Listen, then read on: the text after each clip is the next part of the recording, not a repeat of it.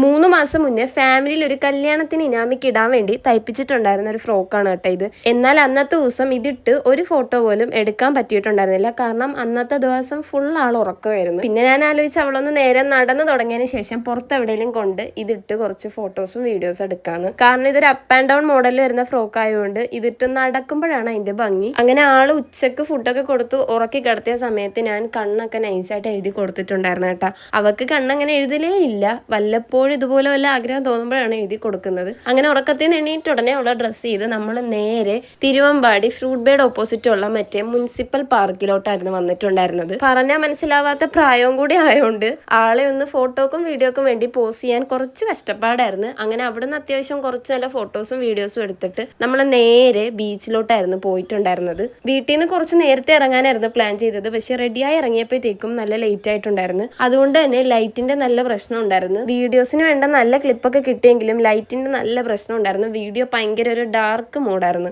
ഇവിടെ ആണെങ്കിൽ ആളെ ഇറക്കി വിട്ടപ്പോഴത്തേക്ക് നമ്മളെ കൈ പിടിക്കാൻ സമ്മതിക്കുന്നില്ല കേട്ടോ. അവക്ക് തന്നെ നടക്കണമെന്ന് പറഞ്ഞ് നല്ല വാശിയായിരുന്നു. അങ്ങനെ വിട്ടു കൊടുക്കുമ്പോഴാണെങ്കിൽ അവള് തറയെ ഇരുന്നിട്ട് മണ്ണ് വാരി എടുക്കലായിരുന്നു അവളുടെ പരിപാടി. കണ്ടില്ലേ, ഇതായിരുന്നു അവളുടെ പരിപാടി. നമ്മൾ കൈ പിടിച്ച് നടത്തുമ്പോൾ അവൾക്ക് കൈ വിടാൻ വേണ്ടിയിട്ട് അവൾ ഇതേ ഇരുന്ന് കളയുവാണ്. അപ്പോൾ അതേ മൂഡ് മാറിക്കഴിഞ്ഞാൽ ആൾ ഇനി ശരിയാവത്തില്ല. അങ്ങനെ നമ്മൾ അതുകൊണ്ട് നേരെ വീട്ടിലോട്ട് പോയി കേട്ടോ.